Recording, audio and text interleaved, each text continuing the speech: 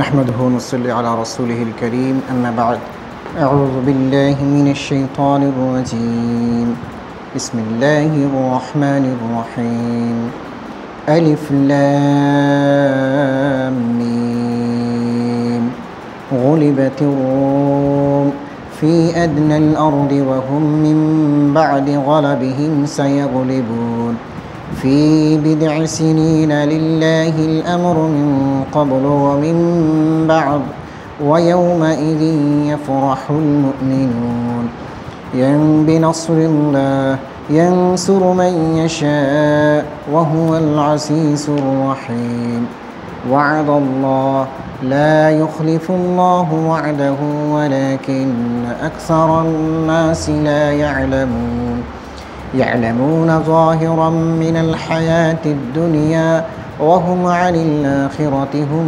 غافلون صدق الله العظيم اللهم صل على محمد وعلى آل محمد كما صليت على إبراهيم وعلى آل إبراهيم إنك حميد مجيد اللهم بارك على محمد وعلى آل محمد كما باركت على إبراهيم وعلى آل إبراهيم إنك حميد مجيد أستغفر الله إن الله غفور رحيم سبحان الله وبحمده سبحان الله العظيم সাপ্তাহিক তাফসীরুল কুরআন মাহফিলে উপস্থিত সম্মানিত মুসলিম کرام আল্লাহ সুবহানাহু ওয়া তাআলা শুকর আদায় করছি যিনি মেহেরবানি করে দয়া করে আমাদেরকে এই গরমের দিনে মাগরিবের সালাত আদায় করার পরেই কোরআনুল কারীমের তাফসীর শোনার জন্য বসার তৌফিক দিয়েছেন বলে আলহামদুলিল্লাহ। যথারীতি দুরূদ এবং সালাম প্রেরণ করি আখিরি নবী সাইয়্যিদুল মুরসালিন মুহাম্মদুর রাসূলুল্লাহ সাল্লাল্লাহু আলাইহি ওয়াসাল্লামের প্রতি। সম্মানিত হাজিরিন, আজকে ইনশাআল্লাহ তাআলা আল্লাহ যদি তৌফিক দান করেন তাহলে আমরা সূরা আর রুমের সংক্ষেপে তাফসীর শুনব। কোন সূরা? সূরাতুর রুম। মাশাআল্লাহ। কোরআনুল কারীমে একটা মাত্র সূরা, যেই সূরাটা একটা শহরের নামে হয়েছে, একটা সাম্রাজ্যের নামে হয়েছে, যেটা হলো সূরা রোম। আমরা সাধারণত জানি যে অনেকগুলো সভ্যতা বা সাম্রাজ্য পৃথিবীতে ছিল, তার মাঝে একটা সাম্রাজ্য হচ্ছে রোমান সাম্রাজ্য, তাই না? তো সেই রোমের নামে আল্লাহ রাব্বুল আলামিন কোরআনুল কারীমে একটা সূরা নাজিল করেছেন। তো এখানে আল্লাহ তাআলা আমাদেরকে কি বার্তা দিয়েছেন, আমাদের জন্য কি শিক্ষা রয়েছে, আমরা অতি সংক্ষেপে ইনশাআল্লাহ তাআলা জানার চেষ্টা করব। আল্লাহ তাআলা আমাদেরকে তৌফিক দান করুন। ওয়া মা তাওফীকি ইল্লা বিল্লাহ আলাইহি তাওয়াক্কালতু ওয়া ইলাইহি উনীব। সম্মানিত হাজিরিন, সূরাতুর রুম হচ্ছে মক্কায় অবতীর্ণ, আর এই সূরায় আয়াত আছে 60 আয়াত। আপনাদের সামনে যেটা শুরু হয়েছে সূরাটি যেভাবে, সেটা হলো আলিফ লাম মিম। এগুলোকে হরফে মুকাত্তাআত বা বিচ্ছিন্ন অক্ষর বলা হয়। এগুলোর অর্থ কেবলমাত্র আল্লাহ সুবহানাহু ওয়া তাআলাই জানেন। এভাবে বিচ্ছিন্ন অক্ষর, কখনো কখনো একটা অক্ষর দিয়ে একটা সূরা শুরু হয়েছে, কখনো দুটি অক্ষর দিয়ে শুরু হয়েছে, যেমন ইয়াসিন, নুন, ইয়াসিন। আবার কখনো তিনটি, আলিফ লাম মিম। আবার কখনো 4টি অক্ষর দিয়েও সূরা শুরু হয়েছে। এভাবে করে বিচ্ছিন্ন অক্ষর দিয়ে আল্লাহ তাআলা অনেকগুলো সূরা শুরুতেই এগুলো এনেছেন এবং এক ধরনের চ্যালেঞ্জ করেছেন দুনিয়ার মানুষকে যে তোমরা অনেক ভাষায় পারদর্শী, এক্সপার্ট, বিশেষ করে আরবি ভাষায় যারা এক্সপার্ট তাদের প্রতি আল্লাহ রাব্বুল আলামিন চ্যালেঞ্জ ছুড়ে দিয়েছেন যে তোমরা সবই বুঝো, তাহলে এগুলোর অর্থ কি একটু বলো। কিন্তু কেউ আজ পর্যন্ত এই বিচ্ছিন্ন হরফগুলোর অর্থ কি কারো পক্ষে বলা সম্ভব হয় না। এর অর্থ কেবলমাত্র আল্লাহ সুবহানাহু ওয়া তাআলাই ভালো জানেন। এরপরে আল্লাহ তাআলা বলেছেন যে গলিবাতি রোম, গলিবাতি রোম। গালাবা ইয়াগলিবু অর্থ হলো বিজয় করা। গালাবা ইয়াগলিবু মানে হলো বিজয় করা। তো এখানে গলিবা শব্দের অর্থ হলো পরাজিত হওয়া। এখানে এই শব্দটা গলিবা শব্দ এসেছে মাজহুল, অর্থাৎ রোম পরাজিত হয়েছে, তাদের উপরে কেউ বিজয়ী হয়েছে। গলিবাতের রোম অর্থাৎ রোমবাসীর উপরে তারা বিজয়ী হয়েছে, তার মানে হলো রোম পরাজিত হয়েছে। রোম কবে পরাজিত হলো, কাদের সাথে যুদ্ধ হলো, এখানে আল্লাহ রাব্বুল আলামিন বিস্তারিত আলোচনা করেন নাই। তবে হাদিস শরীফে রাসূলুল্লাহ সাল্লাল্লাহু আলাইহি ওয়াসাল্লামের হাদিস থেকে আমরা জানি যে কাদের সাথে রোমানদের যুদ্ধ হয়েছিল এবং কোন সময় হয়েছিল, আর যুদ্ধের পরিণতি কী হয়েছিল। ইসলামের প্রাথমিক যুগে রাসূলুল্লাহ সাল্লাল্লাহু আলাইহি ওয়াসাল্লাম যখন তাওহীদের দাওয়াত দিচ্ছিলেন, তখন তার সামনে যেই সমস্ত মানুষগুলো ছিল মক্কার, তারা কোন ধর্মমতে বিশ্বাসী ছিল বলেন তো দেখি? পৌত্তলিক, মানে তারা ছিল মুশরিক, আল্লাহর সাথে বিভিন্ন দেবদেবীর উপাসনা করত, তারা শিরিক করত। ওই সময়ে আরবের বাহিরে দুটি পরাশক্তি ছিল, একটা হলো রোমান সাম্রাজ্য আর আরেকটা হচ্ছে পারস্য সাম্রাজ্য। পারস্য সাম্রাজ্য হলো বর্তমান ইরান এবং আশপাশের কিছু জায়গা নিয়ে একটা সাম্রাজ্য ছিল, শক্তিশালী একটা দেশ ছিল, সেটাকে পারস্য বলা হতো। এবং তৎকালীন পারস্য সাম্রাজ্যের রাজা যিনি ছিলেন তিনি ছিল পারভেজ। আর পাশাপাশি রোম সাম্রাজ্যও ছিল। রোম সাম্রাজ্য আসলে বিশাল এক সাম্রাজ্য ছিল। সেই রোম সাম্রাজ্য দুইটা ভাগ ছিল, একটা হলো পূর্বের রোম আর একটা পশ্চিমের রোম। পশ্চিমের রোম যেটাতে আমরা আছি, এই ল্যাটিন রোমান যারা, তারা হলো পশ্চিমের রোম। আর পূর্বের সাম্রাজ্যর একটা ভাগ ছিল আপনার, যেটা রাজধানী ছিল কস্তুনতুনিয়া বা বর্তমানে হচ্ছে ইস্তাম্বুল। ইস্তাম্বুল কোথায়? তুর্কিতে। বিষয়গুলো বোঝার জন্য বলছি একটু। আচ্ছা, তো সেই কস্তুনতুনিয়া বা তুর্কির আশপাশটা ছিল রোমানদের অধীনে। এমনকি সেই রোমানরা ফিলিস্তিন, সিরিয়া, তারপরে বসরা, ইরাকের বসরা পড়ে, এমনকি সৌদি আরবের কিছু জায়গা পর্যন্ত তাদের সাম্রাজ্য ছিল। সৌদি আরবের আল জাউফ যে জায়গাটা আছে, আল জাউফ, সেখানেও খ্রিস্টিয়ানরা ছিলেন, অর্থাৎ রোমানরা ছিল। পুরো অঞ্চলটা জুড়ে রোমানদের সাম্রাজ্য ছিল। সেই হিসাবে তারা তৎকালীন সময় সুপার পাওয়ার ছিল। বর্তমান সময়ে যদি আমরা তুলনা করি তাহলে আমেরিকা এবং চীনকে তুলনা করা যায়। আমেরিকা একদিকে আর চীন আরেকদিকে। যদিও বাহ্যিক দৃষ্টিতে মনে হয় চীনের অনেক শক্তি আছে, অন্যদের চেয়ে তো ভালো, তাই না? আমেরিকার পরে অন্যদের চেয়ে শক্তিশালী, কিন্তু আমেরিকার সাথে কি টিকতে পারবে? বিভিন্নভাবে পারবে না। আমেরিকা হচ্ছে পরাশক্তি। তো তৎকালীন সময়েও এই রোম সাম্রাজ্য ছিল বর্তমান আমেরিকার মতো পরাশক্তি, আর পারস্যের অবস্থান ছিল চীনাদের মতো। আবার পারস্যরা তারা ছিল অগ্নি পূজক, আগুনের পূজা করত, আল্লাহর সাথে শিরিক করত। আর মক্কার কুরাইশরাও তারা শিরিক করত, তবে বিভিন্ন দেবদেবীর শিরিক করত, উপাসনা করত। তো ওরা ছিল মুশরিক আর মক্কাবাসীও মুশরিক। তো মুশরিকদের সাথে মুশরিকদের একটা মিল তৈরি হয়ে যায়, একটা মিথ, একটা আত্মার একটা সম্পর্ক তৈরি হয়েছে। রাসূলুল্লাহ সাল্লাল্লাহু আলাইহি ওয়াসাল্লাম যখন তাওহীদের দাওয়াত দিচ্ছিলেন, এক আল্লাহর প্রতি আহ্বান করছেন, রিসালাতের প্রতি আহ্বান করছিলেন, ওয়াহী নিয়ে এসেছেন সামনে, তখন তারা অস্বীকার করেছে। কিন্তু ঠিক ওই সময়ে রোমানরাও রাসূল ইসলামের নিকটতম ছিল। পৌত্তলিকদের চেয়ে বা মুশরিকদের চেয়ে ইসলামের কাছাকাছি অবস্থানে ছিল রোমানরা। কারণ রোমানরা আখিরাতে বিশ্বাস করে, পরকালে বিশ্বাস করে, তারা রিসালাতে বিশ্বাস করে এবং ওহীতে বিশ্বাস করে। তারা ছিল আহলে কিতাবদারি। কিছু কিছু ক্ষেত্রে বাড়াবাড়ি করেছে, মারাত্মক বাড়াবাড়ি। তারপরেও তারা পরকালে বিশ্বাসী ছিল, আল্লাহ যে একজন আছে এটা বিশ্বাস করত। তো সেই হিসাবে ইসলাম এবং খ্রিস্টানটি অন্যান্য ধর্মের তুলনায় কাছাকাছি ছিল।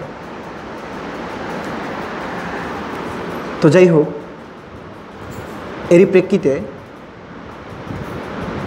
একসময় পারস্যের সাথে রোমানদের যুদ্ধ হলো এবং সেই যুদ্ধে রোমানরা খুবই বাজেভাবে পরাজয় বরণ করে। পরাজয় বরণ করার ফলে এক পর্যায়ে রোমানদের অধীনস্থ বিভিন্ন জায়গা দেশ আপনার পারস্যিকরা দখল করে নিল। এমনকি আপনার সিরিয়া, তারপরে ফিলিস্তিন, এই অঞ্চলটা দখল করে নিল। এক পর্যায়ে তারা তুরস্কের যে ইস্তাম্বুল, কস্তন্তনিয়া, সেই জায়গাটা পর্যন্ত দখল করে নিয়েছে। তখন মক্কার মুশরিকিনরা মুসলমানদেরকে তিরস্কার করা শুরু করলো, লজ্জা দেওয়া শুরু করলো, স্লেজিং করা শুরু করলো যে দেখছো আজকে যেভাবে এই রোমানরা পারসিকদের কাছে হেরেছে, এমন একদিন আসবে যে তোমরা যারা ইসলাম কবুল করছো তোমাদেরকেও আমাদের কাছে করুণভাবে পরাজয় বরণ করতে হবে, তোমাদের নাম নিশানা কিছুই থাকবে না। আজ যেভাবে এরা পরাজয় বরণ করেছে, একসময় আমরাও তোমাদেরকে এভাবে পরাজিত করব। কেমনভাবে তারা স্লেজিং করে, চিন্তা করেছেন? তো আল্লাহ রাব্বুল আলামিন এই ঘটনাটি পুরোটা এখানে তুলে ধরেছেন এবং শুরুতেই বলেছেন গলিবাতের রোমানরা পরাজয় বরণ করেছে। এরপরেই আল্লাহ তাআলা ভবিষ্যৎবাণী শোনালেন। কি শোনালেন? ভবিষ্যৎবাণী। ফি আদনাল আরদি ওয়া হুম মিন বা'দি গলাবিহিম সায়াগলিবুন। ফি মানে মধ্যে, আদনাল আরদি, আদনা মানে নিকটতম, আল আরদ মানে হচ্ছে এলাকা বা ভূমি বা জমিন আমরা যেটা বলি, মানে নিকটতম এলাকায় রোমানরা পরাজয় বরণ করেছে। নিকটতম এলাকায় রোমানরা কি করেছে? পরাজয় বরণ করেছে। তো সিরিয়া সৌদি আরবের নিকটতম, তাই না? জাওফ এলাকা আপনার হেজাজ মদিনার নিকটতম না? কাছাকাছি। এরপরে আল্লাহ তাআলা যে কথাটি বললেন, ওয়াহুম মিন বা'দি গলাবিহিম সায়াগলিবুন, আর তারা মিন বা'দি গলাবিহিম, পরাজিত, এবং তারা পরাজিত হওয়ার পরে অচিরেই সায়াগলিবুন, তারা বিজয়ী হবে। আজ যে রোমানরা পরাজয় বরণ করেছে এটা সাময়িক সময়ের জন্য। আল্লাহ তাআলা বলছেন সায়াগলিবুন, তারা অচিরেই বিজয়ী হবে। সুবহানাল্লাহ। একটু আগে এই মূল প্রেক্ষাপটটা শুনেছেন। কুরাইশরা নানানভাবে কষ্ট দিচ্ছিল, রোমানরা পরাজয় বরণ করেছে পারসিকদের হাতে, তোমরাও একসময় পরাজয় বরণ করবে। এই প্রেক্ষিতে আল্লাহ তাআলা আয়াত নাজিল করলেন, পরাজয় বরণ করেছে এটা সাময়িক সময়ের জন্য, কিন্তু জেনে রাখো কিছুদিনের মধ্যেই এই রোমানরা বিজয়ী হবে। কার সাথে বিজয়ী হবে? পারসিকদের সাথে। এই আয়াত যখন নাজিল হলো, সুবহানাল্লাহ, একটা কথা বলতে হয়েছে, আজও পর্যন্ত খ্রিস্টানরা এই আয়াতকে গুরুত্ব দেয়। আল্লাহ তাআলা এমন এক সময়ে এই আয়াত নাজিল করে দুনিয়ার মানুষকে জানিয়েছেন, যখন রোমান সভ্যতা, রোমান এম্পায়ার, রোমান সাম্রাজ্য একেবারেই বিপর্যস্ত হয়ে পড়েছিল। এত বিশাল একটা সাম্রাজ্য কিভাবে অল্প শক্তির, স্বল্প শক্তির একটা মানে সাম্রাজ্যের কাছে পরাজয় বরণ করে? কেন পরাজয় বরণ করেছে? এর ভিতরে অনেকগুলো কারণ রয়েছে। তো তারা যখন এটা শুনলো, ইসলাম এই কথাটা বলেছে, ইসলামের কোরআন ওহী হিসাবে নাজিল হয়েছে যে কোরআন, সেই কোরআনে আল্লাহ তাআলা এটা বলে দিয়েছেন, তখন তারা আত্মহারা হয়ে গেছে। তাহলে তো বাস্তব হতে পারে এটা, তাহলে আমরা আবার জয়ী হব। কিছুদিন আগে যেই জাতি পরাজয় বরণ করেছে, এবার তারা আশা, আলো সঞ্চার তাদের মাঝে হলো যে তারা জয়ী হবে, এবং মুসলমানদের মাঝে এক ধরনের আনন্দ শুরু হয়ে গেল। কারণ নানানভাবে কুরাইশরা তাদেরকে কষ্ট দিচ্ছিল যে তোমরা যাদেরকে সাপোর্ট করো তারা পরাজয় বরণ করেছে। তো এই আয়াত নাজিল হওয়ার পরে আবু বকর সিদ্দিক রাদিয়াল্লাহু তাআলা যখন আল্লাহ রসুলের কাছ থেকে তেলাওয়াত শুনলেন, তিনি দৌড় দিলেন, একেবারে মক্কায় কাবার চত্বরে চলে গেছে। গিয়ে তিনি জুড়ে জুড়ে আয়াত তেলাওয়াত করছেন আর বলছেন, শোনো মক্কাবাসী, শোনো কুরাইশবাসী, শোনো, অচিরেই আল্লাহ রাব্বুল আলামিন রোমানদেরকে বিজয়ী করবে পারস্যদের বিরুদ্ধে। সুবহানাল্লাহ। তো কুরাইশদের একজন নেতা ছিলেন, বিখ্যাত নেতা উবাই ইবনে খালফ। তিনি আবু বকর রাদিয়াল্লাহু তাআলা আনহুর এই কথা শোনার পরে থামালেন যে, আবু বকর, তুমি মিথ্যা বলছো, এটা হতে পারে না। আবু বকর সিদ্দিক বললেন যে এটা আল্লাহর কথা, আল্লাহ কখনো মিথ্যা বলতে পারেন না, বরং তুমি মিথ্যাবাদী। তুমি আল্লাহর কথাকে মিথ্যা বলছো? না, আল্লাহ মিথ্যাবাদী হতে পারেন না। ওমান আসদাকু মিনাল্লাহি কিলা, আল্লাহর চেয়ে সত্যবাদী আর কে হতে পারে? যে উবাই ইবনে খালফ, তুমি হচ্ছে মিথ্যাবাদী। তখন আবু বকর সিদ্দিক রাদিয়াল্লাহু তাআলা আনহু বললেন, শোনো, আমি রোমানরা যে বিজয়ী হবে, আল্লাহ তাআলা যে ওয়াদা করেছেন, যে ভবিষ্যৎবাণী করেছেন, এটার পক্ষে আমি বাজি ধরতে রাজি আছি। 10টা উষ্ট্রি তিনি তখন বাজি ধরলেন যে রোমানরা বিজয়ী হলে তুমি আমার 10টা উষ্ট্রি দিবে, আর যদি পরাজয় বরণ করে তাহলে আমি তোমাকে সমপরিমাণ উষ্ট্রি দান করব। এটা কি বলে আপনারা আমার বাসায় কি বলি আমরা? বাজি ধরা নাকি? বাজি ধরবেন নাকি?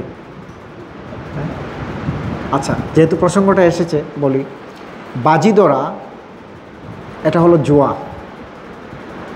মানে এই ধরনের বাজি ধরা, এই জাতীয় বাজি ধরা এভাবে করে, মানে এটা কি বলে, ইতালিয়ান ভাষায় কি বলে? আচ্ছা, যাই হোক, বেটিং যেটা আমরা বলি আজকাল, আচ্ছা অমুক পার্টি খেলায় জিতলে আমি এই দিব, আর পরাজয় বরণ করলে তুমি এইটা দিবা, এরকম করে না? এই জাতীয় বাজি ধরা হারাম। এটা কি হারাম? আল্লাহ রাব্বুল আলামিন স্পষ্ট করে এটাকে হারাম বলেছেন। ইন্নামাল খামরু ওয়াল মাইসিরু ওয়াল আনসাবু ওয়াল আজলামু রিজসুম মিন আমালিশ শয়তান। মদ, জুয়া, প্রতিমা, এগুলোকে আল্লাহ তাআলা বলেছেন যে শয়তানের কাজ। ভাগ্য নির্ধারণের জন্য তীর নিক্ষেপ করা, এগুলো হলো কিসের কাজ? শয়তানের কাজ। সরাসরি বলেছেন, মানে এটা হারাম করে দিয়েছেন আল্লাহ তাআলা, এগুলো হালাল নয়। আবু বকর সিদ্দিক রাদিয়াল্লাহু তাআলা আনহু যখন বাজি ধরেছিলেন তখন ওই হারাম হওয়ার আয়াত নাজিল হয় নাই। সূরা মায়েদার যে আয়াতটা আল্লাহ তাআলা নাজিল করেছেন, মদ, জুয়া এগুলোকে হারাম করেছেন, এটা হলো সূরা মায়েদা, হলো কোরআনুল কারীমের যতগুলো সূরা নাজিল হয়েছে একেবারে শেষের দিকের একটা সূরা। মদিনার জীবনে আল্লাহ রসুলের কাছে এই সূরাটি নাজিল হয়েছে। প্রায় 23 বছরের সময় এগুলোকে হারাম করা হয়েছে। তো এর আগের সময়টায় এটা জায়েজ ছিল। জায়েজ থাকার পরেও রাসূলুল্লাহ সাল্লাল্লাহু আলাইহি ওয়াসাল্লাম কখনও বাজি ধরেন নাই বা মদ পান করেন নাই। আবু বকর সিদ্দিক রাদিয়াল্লাহু আনহু কখনও মদ পান করেন নাই, করেছেন না। এগুলোর যে আপনার কি বলেন, ক্ষতির দিক লক্ষ্য করে তারা এমনিতেই দূরে দূরে থাকতেন, যে এগুলো কোনো ভালো জিনিস হতে পারে না। তো যাই হোক, তো আবু বকর সিদ্দিক রাদিয়াল্লাহু তাআলা আনহু যে বাজিটা ধরেছেন এটা ওই সময়ে হারাম ছিল না, বিধায় তিনি বাজি ধরেছেন। কেউ ভুল বোঝার কোনো সুযোগ নেই। তো পরে কি হলো? পরে যখন মুসলমানরা বিজয়ী হলেন তখন আবু বকর সিদ্দিক রাদিয়াল্লাহু তাআলা আনহু তার পক্ষে আবু বকর আল্লাহ রসুলকে গিয়ে বলেন, ইয়া রাসূলুল্লাহ, আমি তো উবাই ইবনে খালফের সাথে এরকম এই বিষয়টা চ্যালেঞ্জ করে আমি বাজি ধরে এসেছি। আমি বলেছি কয়েক বছরের মধ্যেই, তিনি বলেছিলেন 3 বছর, 3 বছরের মধ্যেই রোমানরা বিজয়ী হবে, এবং এর পক্ষে আমি বাজি ধরেছি 10টি উষ্ট্রি। আল্লাহ রসুল বললেন যে না, হয় নাই, তুমি ফিরে যাও, গিয়ে তারে বলো যে সময় বাড়ানোর জন্য আর 10টার জায়গায় তুমি 100টা উষ্ট্রির বাজি দাও, তবে সময় বাড়াও। সময়টা কতটুকু বাড়াতে হবে এর পরের আয়াতে আল্লাহ তাআলা বলে দিয়েছে যে কতদিনের মধ্যে রোমানরা বিজয়ী হবে। আল্লাহ তাআলা যেটা বলছেন ফি বিদঈ সিনিন, কয়েক বছরের মধ্যে। ফি মানে মধ্যে, আর বিদঈ মানে হচ্ছে কয়েক, সিনিন মানে বছর। বিদউন শব্দটা কয়েক অর্থ হলো 2 থেকে মানে 3 থেকে শুরু করে 9 সংখ্যা পর্যন্ত বিদউন বলা হয়। 3 থেকে শুরু করে 9 পর্যন্ত কি হলো? বিদউন। তার মানে আল্লাহ তাআলা যেটা বলছেন যে 3 থেকে 9 বছরের মধ্যে রোমানরা বিজয়ী হবে, কিন্তু 3 বছর তো ফিক্স করেন নাই, বেশি হতে পারে। এই জন্য আল্লাহ তাআলা বলে, আল্লাহ রসুল বললেন আবু বকর তুমি যাও, সময় বৃদ্ধি করে আসো। তখন আবু বকর আবার ফিরে আসলেন, এসে বললেন যে উবাই ইবনে খালফ, আমি আমার পক্ষে 100টা ওষ্ঠী বাজি রাখতে চাই যে রোমানরা বিজয়ী হবে, তবে সময় বাড়াতে হবে, সময় 9 বছরে করতে হবে, 9 বছরের মধ্যে রোমানরা বিজয়ী হবে। কোনো কোনো রেওয়ায়েতে এসেছে 7 বছরের কথা। এবং এই ঘটনাটা ঘটেছিল হিজরত করার 5 বছর আগে। হিজরত করার, আল্লাহ রসুল হিজরত করে মদিনায় যাওয়ার 5 বছর আগে। আর মদিনায় যাওয়ার 2য় বছরের সময় রমাদান মাসের 17 তারিখে বদরের যুদ্ধ সংগঠিত হয়েছিল। কত হিজরিতে? 2য় হিজরিতে, মনে রাখবেন। 2য় হিজরির সনের 17 রমাদান বদরের যুদ্ধ, অর্থাৎ ইসলামের প্রথম যুদ্ধ এবং প্রথম বিজয়। তো সেই সময়টা ছিল 7 বছর। এই জন্য কেউ কেউ বর্ণনা বলেছেন যে 7 বছরের জন্য আবু বকর তিনি কি করেছেন? বাজি ধরেছিলেন। তো আল্লাহ তাআলা ভালো জানেন। তো যাই হোক, সেই বাজিতে আবু বকর কি করেছিলেন? জয়ী হয়েছিলেন। তিনি তার পক্ষে 100টা ওষ্ঠী ধরেছিলেন না? সেই 100টা ওষ্ঠী তিনি হাসিল করেছিলেন, দিতে বাধ্য। বিষয়টা হলো এমন, বদরের যুদ্ধ যখন সংগঠিত হলো, সেখানে কাফেরদের বড় বড় নেতা সবাই নিহত হয়েছে। তোমরা সবাই উপরে চলে আসো প্লিজ। সুবহানাল্লাহ ওয়া বিহামদিহি, সুবহানাল্লাহ।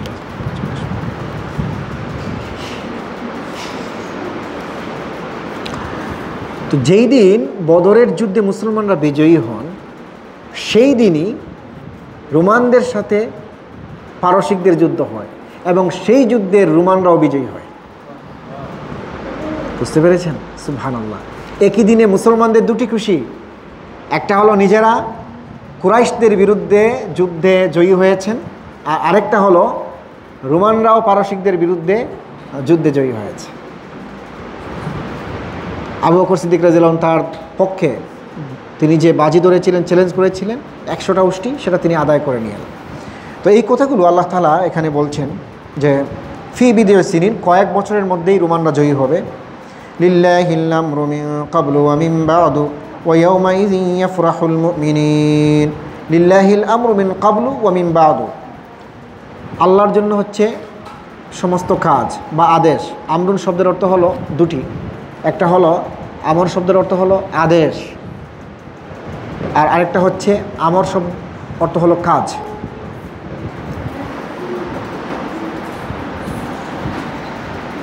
তোমরা চলে আসো, সামনে চলে আসো বাবারা। তো আমরুন এটা আবার যদি আদেশ হয়ে থাকে, আদেশ 2 ধরনের।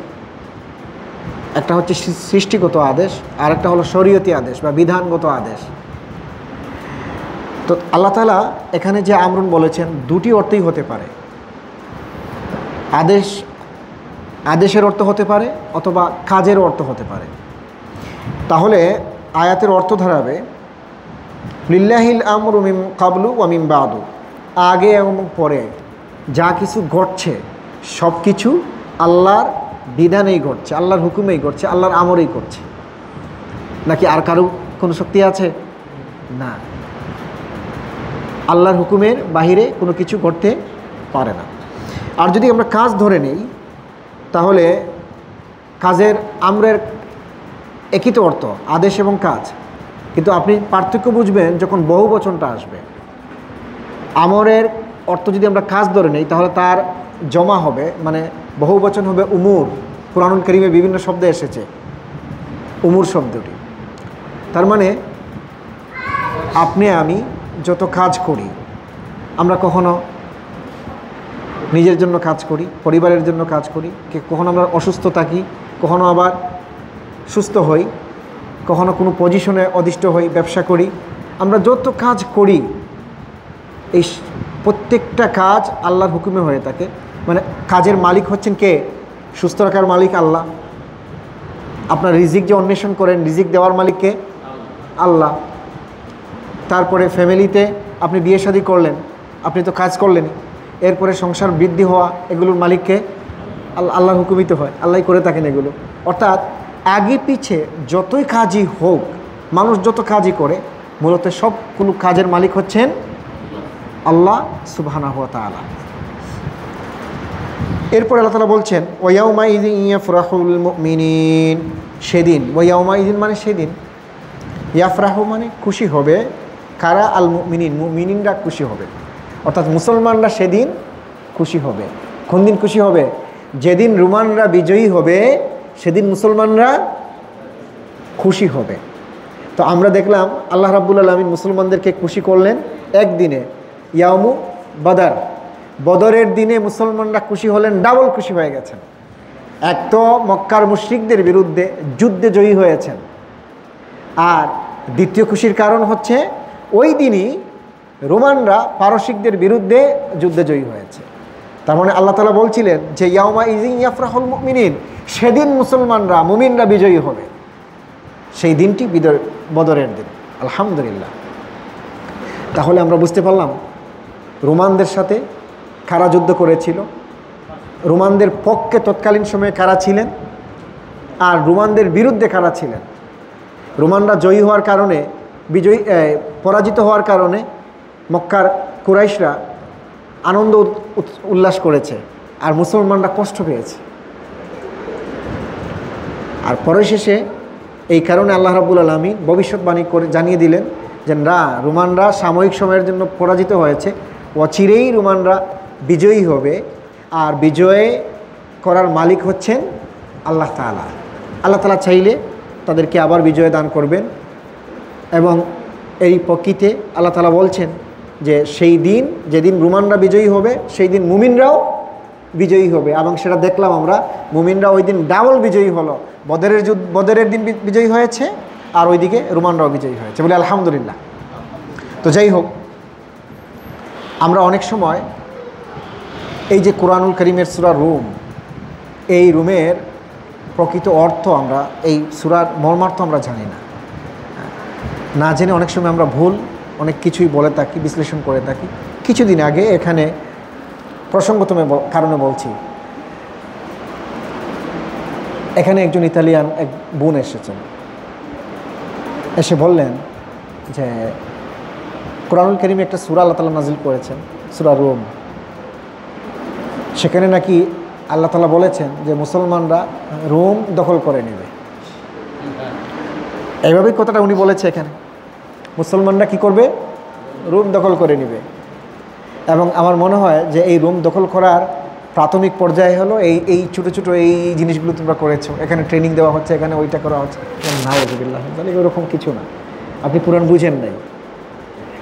বুঝেন নাই, অথবা যিনি আপনাকে এটা বলেছে, অথবা যিনি ট্রান্সলেট করেছে এটা ভুল বলেছে। ওরকম কোনো কথাই আল্লাহ তাআলা বলেন নাই। যেই প্রসঙ্গে আল্লাহ তাআলা সূরা রুম নাজিল করেছেন, প্রসঙ্গটা সম্পূর্ণ ভিন্ন। বরং রোমানরা মুসলমানদের পক্ষের ছিল। রোমানদেরকে তৎকালীন সময়ে মুসলমানরা কি মনে করেছে? কাছের মানুষ মনে করেছে। একটা সম্পর্ক মুসলমানদের সাথে ছিল। হেরাক্লিয়াসের নিকট আল্লাহ রাসূল চিঠি পাঠিয়েছেন, হ্যাঁ, পাঠান নাই? পাঠিয়েছেন। তো মুসলমানরা যে রোম দখল করে নিবে এইরকম এই মর্মে কোনো কথা কুরআনুল কারীমে উল্লেখ হয় নাই। তো এই হচ্ছে বাস্তবতা। আপনারা ক্লিয়ার তো?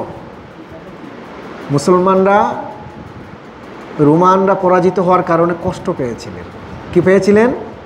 কষ্ট। পারসিকরা বিজয়ী হওয়ার কারণে মুসলমানরা কষ্ট পেয়েছিলেন। কারণ তুলনামূলক পারসিক এবং কুরাইশরা ছিল মুশরিক, আর রোমানরা তুলনামূলক মুসলমানদের নিকটতম ছিল। তারা অন্তত তারা রিসালাতে বিশ্বাস করত, ওয়াহিতে বিশ্বাস করত, তারা আহলে কিতাবদারি ছিল এবং পরকাল আছে এটা তারা বিশ্বাস করত। কোনো কোনো ক্ষেত্রে বাড়াবাড়ি করেছে। তো সেই দিক থেকে মুসলমানদের কাছে ছিল কারা? রোমানরা ছিল। কাজেই ভুল বুঝাবুঝির অবসান হওয়া দরকার। আমরা এখন আছি এখানে, আমরা আমাদের ইমান নিয়ে আমরা কীভাবে থাকতে পারি, আমলগুলো আমাদের কীভাবে সুন্দর হয়, আমরা এই নিয়েই তো কাজ করি। আল্লাহ তাআলা আমাদেরকে তৌফিক দান করুন এবং কোরআনকে যথাযথভাবে কামা হক বুঝার তৌফিক দান করুন। আর ভুল বুঝাবুঝি যারা করেছে তারা আশা করি এই জায়গাতে তারা ফিরে আসবে ইনশাআল্লাহ তাআলা।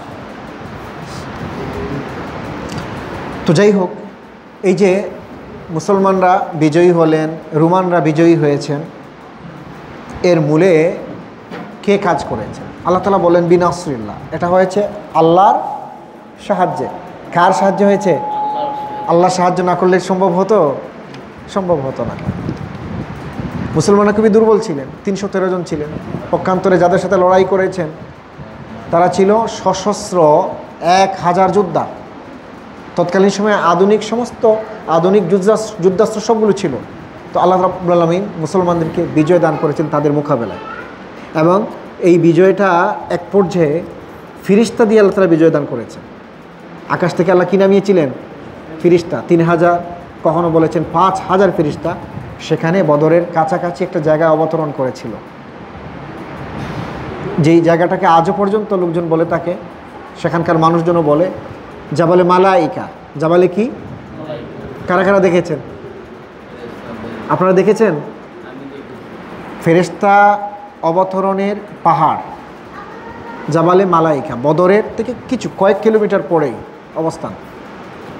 যেই পাহাড়ে ফেরেশতারা অবতরণ করেছিলেন সেই পাহাড়টা একেবারে বালু হয়ে গেছে। বালু বলতে নর্মাল বালু, যেটা এরকম বালু হয়ে গেছে, অথচ আশেপাশের পাহাড়গুলো পাথরের পাহাড়। এখনও মাঝে একটা পাহাড় হচ্ছে বালুকাময়। প্রতিদিন বাতাস হয়, অনেক বালু উড়ে যায়, লোকজন উঠানামা করে। 1400 বছর আগের থেকে এখন পর্যন্ত বালুর আর ক্ষয় হয় না। মনে হয় যে একদিনই সব বালু নিচে নেমে গেছে, কিন্তু পরের দিন আবার জায়গায় দেখা যায়, বালু যায়ও না। সুবহানাল্লাহ, এটা নিদর্শন। আল্লাহ তাআলা ফেরেশতাদেরকে অবতরণ করিয়েছিলেন মুসলমানকে সাহায্য করার জন্য। তো এই সাহায্যটা এসেছে কার পক্ষ থেকে? বিনাসরিল্লাহ, আল্লাহর পক্ষ থেকে। তো সেই সাহায্য কিন্তু বদরেই শেষ না। আল্লাহ রাব্বুল আলামিন মুমিনদেরকে সময়ে সময়ে, যখন মুমিনেরা প্রকৃত অর্থে আল্লাহর কাছে সাহায্য চাইবে, তখন আল্লাহ তাআলা এভাবে করে মুমিনদেরকে সাহায্য করার প্রতিশ্রুতিও দিয়েছেন ইনশাআল্লাহ। বলুন আপনারা সকলে ইনশাআল্লাহ। ইয়ানসুরু মান ইয়াশা, আল্লাহ তাআলা বলছেন যে ইয়ানসুরু, তিনি সাহায্য করেন মান ইয়াশা, যাকে চান। ওয়া হুয়াল আজিজুর রহিম, তিনি হচ্ছেন পরাক্রমশালী, পরম দয়ালু। ওয়া'দাল্লাহ, এটা হচ্ছে আল্লাহর প্রতিশ্রুতি। এটা ছিল কার প্রতিশ্রুতি? কি প্রতিশ্রুতি বলেন তো? ভুলে গেলেন? রোমানরা বিজয়ী হবে, রোমানরা বিজয়ী হবে, এই প্রতিশ্রুতি কার? আল্লাহ তাআলার। লা ইউখলিফুল্লাহু ওয়া'দাহু ওয়ালাকিন্না আকসারান নাসি লা ইয়া'লামুন। লা ইউখলিফুল্লাহু ওয়া'দাহু, আল্লাহ তার ওয়াদা কখনো প্রতিশ্রুতি বা ওয়াদা ভঙ্গ করেন না, খেলাফ করেন না। আল্লাহ কি ওয়াদার খেলাফ করেন? মাআযাল্লাহ, নাউযু বিল্লাহি মিন যালিক। আল্লাহর প্রতিশ্রুতি কখনো বিনষ্ট হতে পারে না। ওয়ালাকিন্না আকসারান নাসি লা ইয়া'লামুন, তবে অধিকাংশ মানুষ লা ইয়া'লামুন, তারা জানে না। অধিকাংশ মানুষ এ বিষয়ে গাফেল, তারা জানে না, তারা বুঝে না। ইয়া'লামুনা যাহিরাম মিনাল হায়াতিদ দুনিয়া, হ্যাঁ, তবে তারা জানে দুনিয়ার পার্থিব জীবনের কিছু বিষয় সম্পর্কে তারা জানে। পার্থিব জীবনের কিছু কিছু বিষয় সম্পর্কে তারা খুব ভালো জানে। কিভাবে এ দুনিয়ায় তরক্কি করা যায়, আয় ইনকাম করা যায়, ফসল উৎপাদন করা যায়, এটা মানুষজন জানে না?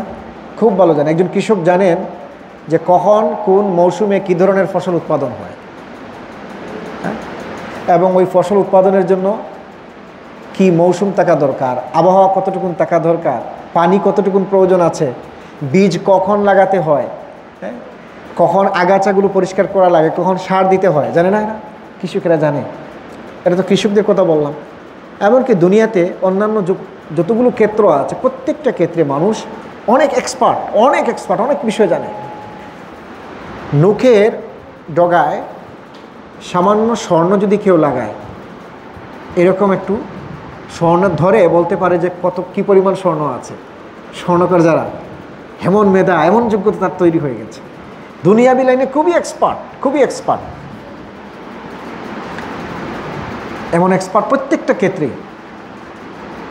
মেশিনারি যারা বানায়, আপনার যত নৌযান আছে, মহাকাশে যত আপনার নৌযান প্রেরণ করা হয়েছে, মহাকাশে কি আছে? রকেট, আর কি? স্যাটেলাইট। মাশাআল্লাহ, একটা স্যাটেলাইট কত উপরে, ওখান থেকে গোটা পৃথিবীর চিত্রগুলো তারা ধারণ করতে পারে। সুবহানাল্লাহ, ওখানে বসে বসে।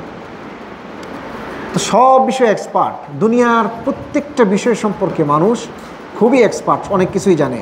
তবে আল্লাহ তাআলা বলছেন ওয়াহুম আনিল আখিরাতি হুম গাফিলুন, কিন্তু তারা পরকালের ব্যাপারে খুবই উদাসীন, কিছুই জানে না। এত জিনিস আবিষ্কার করেছে, পরকালের বিষয়ে জিজ্ঞেস করেন, হ্যাঁ পরকাল বলতে তো কিছুই নেই। এই যে দুনিয়াতে আছি, এখানেই আছি, এটাই একটা লাইফ। পরকাল আর কি? আছেন এমন মানুষ পরকালকে অস্বীকার করে? বহু মানুষ পরকালকে অস্বীকার করে। দুনিয়াতে যদি আপনি এখন একটু মেজার করেন বা জরিপ করেন, আমার মনে হয় 3 ভাগের 2 ভাগ মানুষই পরকালকে অস্বীকার করে। পরকাল বলতে কিচ্ছু নাই। দুনিয়ার জীবনে এখানে আমরা এসেছি, এখানে যতদিন হায়াত পাই এটাকে আনন্দ ফুর্তি করে কাটিয়ে দিলেই হয়ে গেল, পরকাল বলতে কিচ্ছু নাই। তো আল্লাহ তাআলা বলছেন দুনিয়ার বিষয়ে তারা এত এক্সপার্ট হওয়ার পরেও আখিরাত সম্পর্কে একেবারে কিছুই তারা জানে না। যারা আখিরাতের ব্যাপারে উদাসীন, কিছুই জানে না, হাদিসের পরিভাষা আল্লাহ রাসূল বলেছেন তারা হলো সবচেয়ে বোকা। আর যারা আখিরাত সম্পর্কে জানে এবং আখিরাতের জন্য প্রস্তুতি গ্রহণ করে, দুনিয়ার বিষয়ে খুব জানুক না জানুক, আখিরাত সম্পর্কে জানে যে আখিরাত আছে, ওইটা অনন্ত জীবন আমাকে ওখানে থাকতে হবে। দুনিয়ার তো মাত্র ক্ষণস্থায়ী জীবন, 50 বছর, 60 বছর, 100 বছর না আপনি হায়াত পেলেন, এর বেশি তো আর এখন কেউ হায়াত পায় না। বা কদাচিৎ 2-4 জন হয়তো 100-150 বছর বাঁচে, কিন্তু 200 বছরের লোকজন পৃথিবীতে আছে আমার জানা নাই। আছে না? আপনি 200 বছর পেলেনি, তাতে কি হলো? মরতে তো হবে। এবং আপনি আমি যে দুনিয়া ছেড়ে চলে যাব, অনন্তকাল পরকালের দিকে যাব, সেই কালের জন্য এই দুনিয়াতেই চিন্তা ফিকির করতে হবে, সেখানে বাঁচার জন্য এখানে কাজ করা লাগবে। প্রবাসে আমরা এসেছি, আমরা চেষ্টা করি, আপনারা তো মাশাআল্লাহ দেশে যাচ্ছেন না ফিরে, যারা নিয়ত করেছে যে আমি যতদিন আছি তাহলে তারপরে আমি দেশে যাব, দেশে আমি সেটেল হব, তারা কিন্তু আপনার আমার মতো এখানে বসত বাড়ি করা, এখানে আশয় বিষয় করা, এখানে বিশাল একটা কিছু করার চিন্তা করে না, করে কামাই করে ওখানকার লাইফটা যেন আমি সুন্দরভাবে কাটাতে পারি, আমার দেশের লোকজন যেন সুন্দরভাবে পরবর্তী জীবনটা কাটাতে পারে, এই জন্য যত পারে এখান থেকে কামাই করে নেয়, পকেট ভর্তি করে, ব্যাংক ভর্তি করে, বিভিন্ন জায়গায় এগুলোকে গচ্ছিত করে রাখে, যেন আমার ওই বাংলাদেশের জীবনটা, পরবর্তী জীবনটা আমি আরামে আয়েসে স্বাচ্ছন্দ্যে আমি চলতে পারি। এটা করে না? আপনারা না করলেও মিডিল ইস্টের লোকজনরা করে। আমরা তো ফিরেই যাব, এখানে তো থাকবো না। তো ওখানে গিয়ে যেন কারো কাছে হাত পাততে না হয়, এই জন্য যা কামাই করার করে নেই। এখন ঠিক একইভাবে একই উদাহরণ হলো আখিরাতের ক্ষেত্রে। মুমিন যারা, আল্লাহ রাসূল বলেছেন যে দুনিয়াতে আমি মুসাফির, তুমি দুনিয়াতে মুসাফিররা চলমান, রাস্তা চলতেই থাকে, ডেস্টিনেশন আসার মুহূর্তে তাকে থেমে যেতে হয়। তো আমার ডেস্টিনেশন হলো ইন্তেকাল, আমরা চলতে আছি, হঠাৎ করে মালাকুল মউত আমাদের সামনে হাজির হয়ে যাবে, আমাদের মুসাফিরগিরি শেষ, তখন আখিরাতের দিকে যেতে হবে। এখন ওই জায়গায় আনন্দে আরামে আয়েসে থাকার জন্য যেই জিনিসটা কামাই করা দরকার, একজন প্রবাসী তার নিজ দেশে গিয়ে ভালোভাবে থাকার জন্য প্রবাসে থাকতে যেভাবে মেহনত করে, কষ্ট করে যে সম্পদ উপার্জন করে, নিয়ে যায়। আখেরাতে আপনি আমি আমরা সকলে আরামে আয়েসে স্বাচ্ছন্দ্যে ভালোভাবে নিরাপদে থাকার জন্য সেই সম্পদ তো নিয়ে যেতে হবে। লাগবে না সম্পদ? না খালি হাতে যাবেন? প্রবাসী যদি খালি হাতে যায়, দেশে বহু প্রবাসী খালি হাতে গিয়েছিল, হয়তো কফিল ধরে তাকে বিদায় করে দিয়েছে। যাওয়ার পরে সংসার টানাটানি, বউ তালাক দিয়ে চলে গেছে বাপের বাড়ি, এমন বহু ঘটনা ঘটেছে। কেউ তার কাছে জায়গা দেয় না, কষ্টের আর সীমা নাই। তো আখেরাতের ক্ষেত্রেও একই অবস্থা। আপনি আমি যদি খালি হাতে যাই, তাহলে ওখানে গিয়ে শান্তি নাই, শান্তি নাই, শান্তি নাই, আরাম নাই, আয়াস নাই, বরং শাস্তির সম্মুখীন হতে হবে। তো এই জন্য আখেরাতের সম্পদ কি? আখেরাতের সম্পদটা কি? ঈমান, আমলে সালেহ। ঈমান, আমলে সালেহ। এক আল্লাহর প্রতি ঈমান, রাসূলের প্রতি ঈমান, সে অনুযায়ী আমল করা, আমলে সালেহ করা। এইটা হলো আপনার আমার সম্পদ। এটা নিয়ে যদি যেতে পারি, তাহলে ওই জায়গায় আশা করা যায় শান্তিতে থাকতে পারবো, নিরাপদে থাকতে পারবো, আরাম আয়েশেও থাকতে পারবো। আর যদি আমাদের ওই প্রবাসীর মতো হয় যে একেবারে নিঃস্ব প্রবাসী, খালি হাতে দেশে গেছে, কষ্টের যেমন শেষ নাই, এমন যদি আমাদের অবস্থা হয় যে আমার দুনিয়ার জীবন শেষ করে দিলাম একেবারে খালি হাতে, কিছুই নাই, তাহলে ওখানে গিয়ে শাস্তির সম্মুখীন হতে হবে। তো এই জন্য দুনিয়ায় থাকতে যারা পরকালের চিন্তা করে এবং সেই অনুযায়ী আমল করে, আল্লাহ রাসূল বলেছেন তারা হলো বুদ্ধিমান। তারা কি? বুদ্ধিমান। আল কাইয়িসু মান দানা নাফসা ওয়া আমিলা লিমা বাদাল মাউত। যে প্রকৃত অর্থে বুদ্ধিমান হলো সেই ব্যক্তি যে নিজের নফসকে কন্ট্রোল করে আর আখিরাতের জন্য এখানে আমল করে। ওয়া আমিলা লিমা বাদাল মাউত, মৃত্যুর পরবর্তী জীবনের জন্য দুনিয়ায় আমল করে, কাজ করে, সেই হলো প্রকৃত অর্থে বুদ্ধিমান। আল্লাহ রাসূল এটাও বলেছেন, ওয়াল আজিজু মান তামান্না হাওয়া, যে প্রকৃত অর্থে বোকা হলো সেই ব্যক্তি যে আশা করে বসে থাকে, মনের উপরে যার কন্ট্রোল নাই, মন যা চায় তাই করে, দুনিয়াতে মন যা চায় তাই করে আর আশা করে পরকালে আল্লাহ আমার জান্নাত দিবে। এ হলো প্রকৃত অর্থে বোকা মানুষ। এটা কে বলেছেন? আমাদের রাসূল বলেছেন। এ হলো বোকা মানুষ। তো এই জন্য অনেক সময় দেখবেন আমাদের মাঝে অনেক গরিব মানুষ আছেন, গরিব, কিন্তু তারা খুব তাকওয়াবান, আল্লাহরই ভয় করেন, পয়সা তাকুক না তাকুক ঠিকমতো নামাজ পড়ে, রোজা রাখে, মানুষের সাথে কোনো ঝগড়া বিবাদ করে না, কেউ কিছু বললে নিরীহ মানুষের মতো পাশ কেটে চলে যায়। এমন মানুষ আছে না? এরা আসলে প্রকৃত অর্থে বুদ্ধিমান। এরা কি? এরাই বুদ্ধিমান, এরাই বুদ্ধিমান। এরা আখিরাতের জন্য কাজ করছে। আর আপনি আমি যে ওই রকম না, দাপট দেখাই, অহংকার করি, শক্তির মানে প্রয়োগ করার চেষ্টা করি, আমার এইটা আছে ওইটা আছে, গরিব মানুষকে আমরা পাত্তাই দিই না। যারা বড় লোক আছে, টাকা পয়সা আছে, তাদেরকেই সম্মান করি, আখিরাত বলতে কিছুই আমরা মনে করি না। প্রকৃত অর্থে আমরা হচ্ছি বোকা মানুষ, বোকা মানুষ। এই জন্য আপনারা আমার সামনে কখনো কোনোভাবে যদি এইরকম বুদ্ধিমান মানুষকে পান, একটু সম্মান করবেন, মর্যাদা দিবেন। আমাদের চারপাশে অনেক মানুষ আছে এরকম। আল্লাহ তাআলা আমাদেরকে প্রকৃত অর্থে পরকালে ঈমান এবং আমলে সালেহ এখানে গ্রহণ করার তৌফিক দান করুন, এই পাথেয়টা গ্রহণ করার তৌফিক দান করুন, আখিরাত নিয়ে কাজ করার তৌফিক দান করুন। সম্মানিত হাজিরিন, কথা অনেক লম্বা হয়ে যাচ্ছে। এরপরে আল্লাহ তাআলা আরও কিছু কথা এখানে বলেছেন। আওয়ালাম ইয়াতাফাক্কারু ফি আনফুসিহিম, তারা কি নিজের মনের দিক থেকে তারা কি একটু চিন্তা ফিকির করে না? অর্থাৎ কুরাইশটা কি একটু চিন্তা ভাবনা করে না?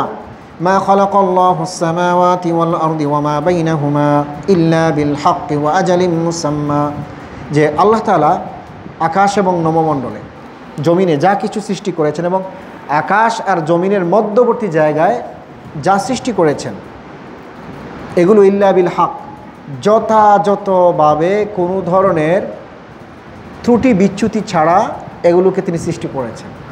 সুনিপুণভাবে, কোনো ধরনের ত্রুটি বিচ্যুতি নাই। আছে নাকি আল্লাহর সৃষ্টিতে ত্রুটি? চাঁদ, সূর্য, গ্রহ, নক্ষত্র, কোথাও কোনো ত্রুটি আছে? কিচ্ছু নাই, একেবারেই যথাযথভাবে আল্লাহ তাআলা সৃষ্টি করেছেন। আপনি বিন্দুমাত্র কোনো খুঁত পাবেন না, নিখুঁতভাবে আল্লাহ তাআলা সৃষ্টি করেছেন। ওয়া আজালিম মুসাম্মা, এবং এটার জন্য একটা নির্দিষ্ট সময় আল্লাহ তাআলা রেখে দিয়েছেন। নির্দিষ্ট সময় শেষে সব কিছু ধ্বংস হয়ে যাবে, কিয়ামত হয়ে যাবে। ওয়া ইন্না কাসীরাম মিনান নাসি বিলিকাই রাব্বিহিম লাকাফিরুন, আর নিশ্চয়ই মানুষের মাঝে বহু মানুষ এমন আছে যে আল্লাহ তাদের রবের সাথে সাক্ষাৎ করাকে তারা অস্বীকার করেছে। অর্থাৎ পরকালে নাই, আল্লাহর সাথে আমাদের সাক্ষাৎ করা লাগবে না, আল্লাহ আমাদেরকে পাবেনই না, এমনটাই অধিকাংশ মানুষ মনে করে, যেটা কুরাইশরা মুশরিকিনরা এটা মনে করত। আওয়ালাম ইয়াসিরু ফিল আরদি ফায়ানজুরু কাইফা কানা আকিবাতুল লাযিনা মিন ক্বাবলিহিম। এরপরে আল্লাহ তাআলা বলছেন আরও একটা কথা তাদের ব্যাপারে, তারা কি ইয়াসিরু, তারা কি ভ্রমণ করে না, কোথায়, ফিল আরদি, জমিনে তারা কি ভ্রমণ করে না, ফায়ানজুরু কাইফা কানা আকিবাতুল লাযিনা মিন ক্বাবলিহিম। এরপর তারা একটু লক্ষ্য করা উচিত তাদের জন্য যে তাদের পূর্ববর্তী অনেক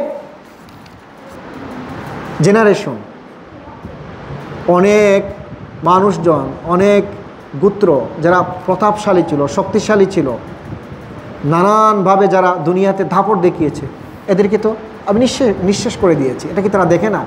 তার অর্থ হলো কুরাইশরা কিন্তু চাষাবাদ করতো না। মক্কায় কি চাষাবাদ হয়? কারা কারা গিয়েছেন? মক্কায় কিন্তু চাষাবাদ হয় না, হয় টুকটাক এটা সেটা, নাইলে মূলত মক্কায় চাষাবাদ হয় না। আমদানি করতে হয় তাদেরকে বাহিরের জায়গাগুলো থেকে, কখনো ইয়েমেন থেকে, আবার ব্যবসা করার জন্য তারা বাগদাদ যাইতো, সিরিয়া যেত, ইয়েমেনে যেত। তো যাওয়ার পথে এমন এমন জায়গা তারা দেখেছে যেই জায়গাগুলোর অধিবাসীরা আগে অনেক প্রতাপশালী ছিল, তাদের নাফরমানির কারণে আল্লাহ তাআলা তাদেরকে ধ্বংস করে দিয়েছেন। এমন এমন জায়গা তারা দেখেছে নিজের স্বচক্ষে, এরপরেও তারা সেখান থেকে হেদায়েত লাভ করে নাই। এই জন্য আল্লাহ তাআলা বলছেন তারা কি সফর করে আর দেখে না যে কত প্রতাপশালী জাতিগুলোকে আমি শেষ করে দিয়েছি, এখান থেকে তো তারা শিক্ষা নিতে পারত, কিন্তু তারা শিক্ষা দেয় নাই। কানু আশাদ্দা মিনহুম কুওয়া, যারা মক্কাবাসীদের চেয়েও আরও শক্তিশালী ছিল। ওয়া আসারুল আরদি ওয়া আমারুহা আকসারা মিম্মা আমারুহা, আর তারাও কৃষি উৎপাদন করত এবং মক্কাবাসীদের থেকে ওরা ভালো কৃষি উৎপাদন করত এবং তারা আবাদ করেছে জমিনে অনেক বেশি। তো এটা দেখে তাদের শিক্ষা নেওয়া উচিত ছিল। এরপরে আল্লাহ তাআলা বলছেন ওয়াজাআতুহুম রাসূলুহুম বিল বায়িনাত, এবং তাদের কাছেও নবী রাসূল এসেছেন সুস্পষ্ট দলিল আদিল্লা নিয়ে। ফামা কানা আল্লাহু লিইয়ুযলিমাহুম ওয়ালাকিন কানু আনফুসাহুম ইয়াযলিমুন, আল্লাহ তাআলা তাদের প্রতি জুলুম করেন না, তবে তারা নিজেরাই নিজেদের প্রতি জুলুম করেছে, অবিচার করেছে। সুম্মা কানা আকিবাতাল্লাযিনা সাউসসুআ আন কাযযাবু বিআয়াতিল্লাহ ওয়া কানু বিহা ইস্তাহজিউন। এরপর আল্লাহ তাআলা বলছেন অতঃপর তারা মন্দ কাজ করেছে এবং এই মন্দ কাজের জন্য আল্লাহ রাব্বুল আলামিন তাদের সাথেও মন্দ ব্যবহার করেছেন, তাদেরকে ধ্বংস করে দিয়েছেন। আর মন্দ কাজ করার কারণেই তারা কি করেছে, আন কাযযাবু বিআয়াতিল্লাহ, আল্লাহ তাআলার আয়াতসমূহকে তারা অস্বীকার করেছে। আর কি করেছে, ওয়া কানু বিহা ইস্তাহজিউন, এবং যুগে যুগে আল্লাহর যত আয়াত এসেছে, নিদর্শন এসেছে, এগুলোকে নিয়ে তারা ঠাট্টা করত, বিদ্রুপ করত। কারা করত? মুশরিকিনরা, কাফেররা, যারা আল্লাহকে অস্বীকার করেছে তারা করেছে। তো যাই হোক, শেষের এই কথাগুলো মক্কাবাসীদের উদ্দেশ্যে আল্লাহ রাব্বুল আলামিন বর্ণনা করেছেন। আর প্রথম কথা হলো গলিবাতুর রুম দিয়ে আল্লাহ তাআলা শুরু করেছিলেন। রুমের ব্যাপারে আপনারা স্পষ্ট বক্তব্য জেনেছেন তো নাকি? আল্লাহ তাআলা আরও বেশি করে আমরা যেন জানতে পারি, জানার তৌফিক দান করুন। আগামী সোমবারে রুমের ব্যাপারে আপনাদের কোনো প্রসঙ্গ থাকলে, আগামীর সোমবারে হবে না, পরের সোমবারে ইনশাআল্লাহ তাআলা আমরা আরও কিছু প্রশ্নের আকারে কিছু বিষয় জানার চেষ্টা করব। রোমান সাম্রাজ্য কি, তাদের পরিধি কতটুকুন ছিল, কিভাবে তারা পরাজিত হয়েছে, কিভাবে জয়ী হয়েছে, এই ইতিহাসটুকু আমরা একটু সংক্ষেপে জানার চেষ্টা করব। আল্লাহ তাআলা আমাদেরকে সেই তৌফিক দান করুন। আজকে যে বিষয়ে আলোচনা হলো এর প্রতি যেন আমরা আমল করতে পারি, তৌফিক দান করুন। ওয়া আখিরু দাওয়ানা আনিল হামদুলিল্লাহি রাব্বিল আলামিন। জি, আলহামদুলিল্লাহ, সুবহানাল্লাহিল আযীম।